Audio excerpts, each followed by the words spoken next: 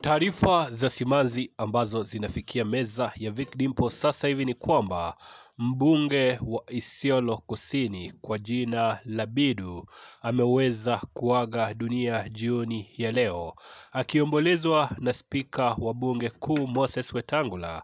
Wetangula ameweza kuweka wazi kwamba mbunge huyo ameweza kuaga dunia akipokea matibabu katika hospitali kuu ya Nairobi, na ni pigo kubwa sana katika ulingo wa siasa.